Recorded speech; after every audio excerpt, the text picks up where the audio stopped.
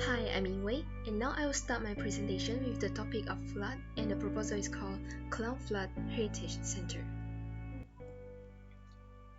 This heritage center is full of extraordinary stories of ordinary people and floods.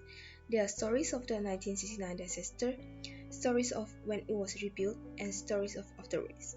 The design is intended not only to tell the story of the flood, but also to honor those who fought and died during the flood. Half a century ago, on December 10, 1969, was an unforgettable day for Kluang.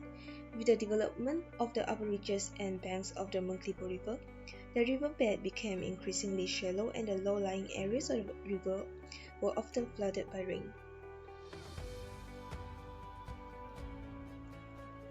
The 2 days of heavy rain caused flooding in many parts of Johor, with Kluang being the worst affected. The worst affected areas in Kluang were Kampung Yap Tausa, Jalan Bakar Sampah, Jalan Sultana, and Kampung Melayu. The floodwater began to rise. By midday, wooden houses in low-lying areas had been submerged and many residents had climbed onto their roof to save their lives.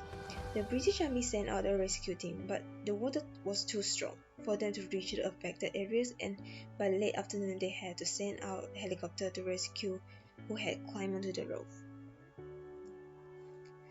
As a result of the flooding, many residents were trapped in their huts before they could escape and were later swept away along with their huts. The old photograph shows a band being swept away by the flood waters, while other survivors stood under the roof of a house and watching helplessly as the horrific scene unfolded. Flooding broke the wooden bridge of Yap Tausa Road, destroyed 4 miles of Mersing Road, and sunken 4 miles of Batu Pahar Road. The flooding took the lives of at least 40 people. After the water had receded, it was heartbreaking to see the remains of so many people still stuck under the bridge. After the waters receded, hundreds of people stood on the Yap Tausa Bridge trying to find their families and friends. The British Army was in charge of the relief work, but many people also helped out voluntarily. One of the old photos showed the people working together to carry the body of one of the women to the lorry for transport to the funeral pyre. The flood was the biggest flood ever experienced in Kluang. It resulted in traffic loss of life and untold damage to property. After the 1969 floods, the authorities began to excavate and clean out the Mengklibo River and strengthen parts of the river, which solved the problem and constant flooding during the rains. There are 3 issues that are observed in this project. The first one, Malaysians unaware of the importance of the 1996 floods in Kluang.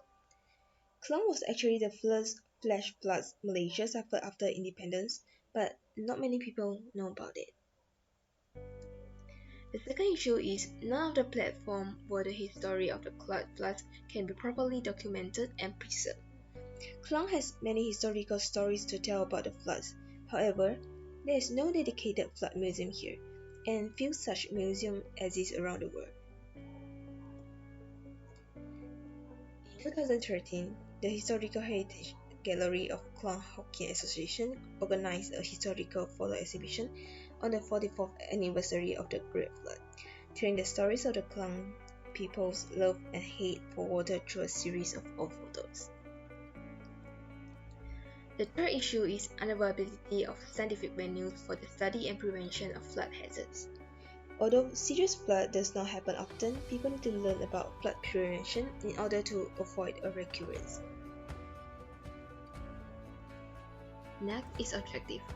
The first objective is remembrance, to keep the memory of a catastrophe alive to commemorate the decrease and inform future generations. The second one is propaganda, to show the courage and love of mankind in the face of catastrophe and to celebrate the national and humanitarian spirit. The third one is education, to present the lessons and experiences brought about by disasters in various ways, promoting science and wisdom in dealing with natural disaster. Next is target users. The first one is family and friends of victims and survivors through remembering those who fought and died in the floods. The second one is the public, to learning about history and flood period. Next, my client is Jabatan Pengaliran dan Sejarah Negeri Johor.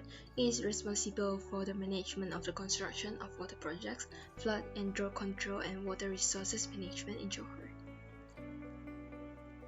And my design statement is, the main purpose of the design is to commemorate the dead and warn future generations, as well as providing a scientific venue for the research and prevention of flood disasters. Next is design concept. My design concept is memorial architecture. The focus of this project is not on the form of the building, but on the intrinsic meaning of the building before returning to the building itself. Why? It is because Kluang Flood Heritage Center is a memorial architecture. Why and what is memorial architecture? Both of them has the similarity to commemorate someone.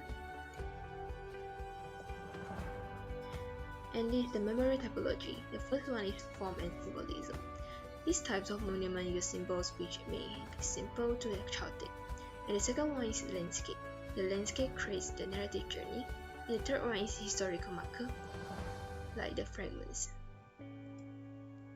Then I do some case study about the memorial architecture. The first one is Jewish Museum.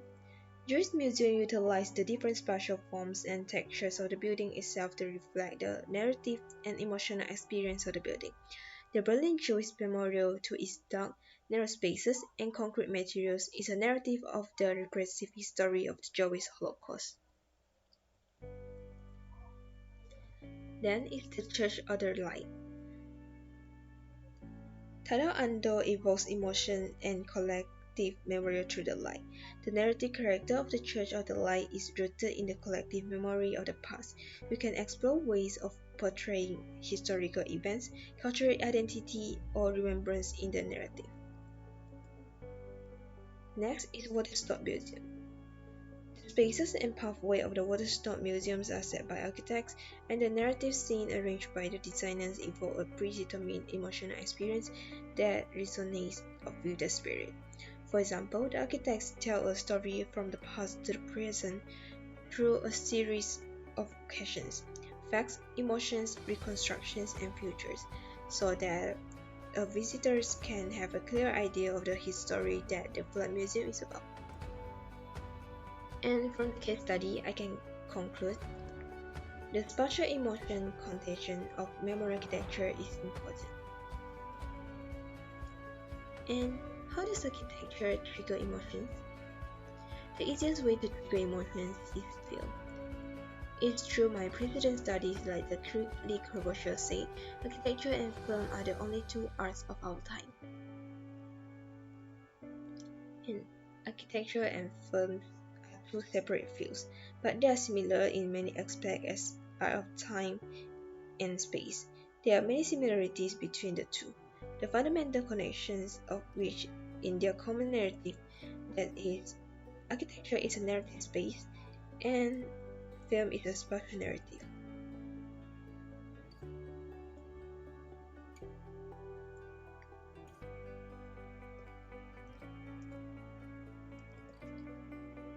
And from the film architecture, I try to conclude out some sense by the Kluang Flood 1969. The first one is sense of astonishment. The keywords are contrast, high, and light. The second one is sense of anxious. The keywords are unknown, mysterious. The third one is sense of sorrow. The keywords are solitude, water elements, and high walls. Next is massing. The design starts with a square. As memory architecture is characterized by simple to chaotic, it was transformed into this form.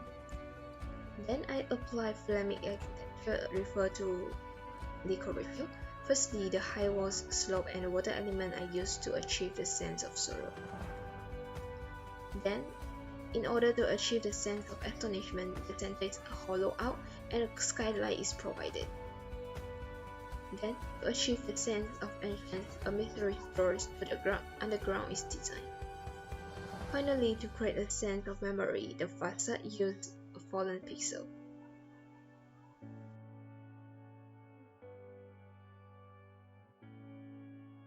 Next, my design strategy is Islamic architecture. It starts from the resistance to sacrifice to solidarity to prevention. Next is my site plan. As you can see, here's the circulation of the car to enter the building. And then here's the car park. The second is disabled parking. Here's the bicycle parking, and here's the motorcycle parking. The refuse chamber, the underground pump for the pool, and for the pool, the fire apparatus access route, fire hydrant, side entrance, main entrance, roof, and auto cafe. Next is ground floor plan. People can enter the building by the main entrance or the side entrance. And here's the souvenir shop and the cafe indoor and outdoor. And then here's the services area like the cleaner room, toilet, M&A room, security room, and pump room.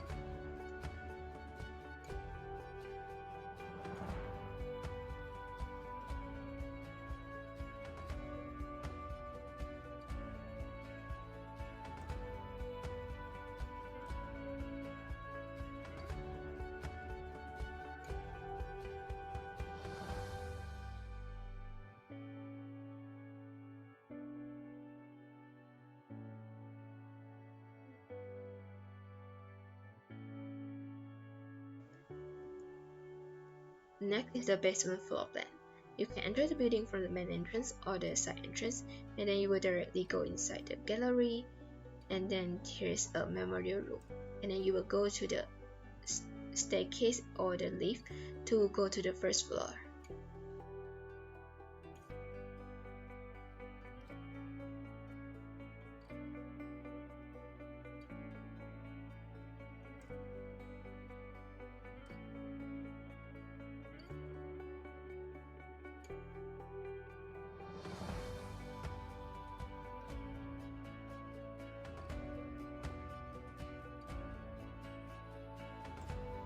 When you reach the first floor, there's the exhibition for the 3D model of the flood, and then here's some exhibition for the flood in Malaysia, and then here's a digital exhibition, and then you can go out to the second floor.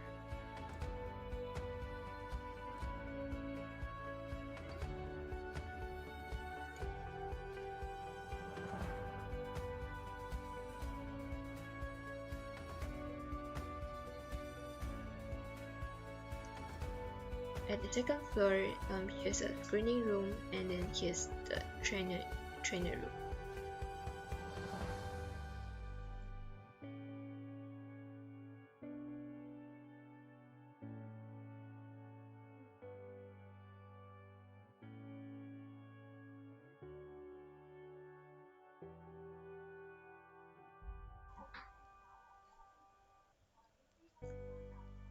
On the first floor, there's a library.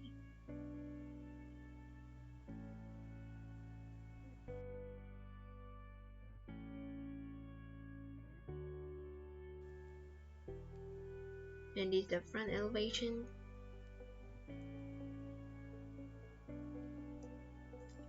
Rear elevation. Left elevation. And right elevation. For the section A, you can see here's the library, trainer room, and exhibition. And here's the screening room and the memorial room. For the section BB, here's the screening room, souvenir shop, corridor, and the cafe. And these are some details of my drawings.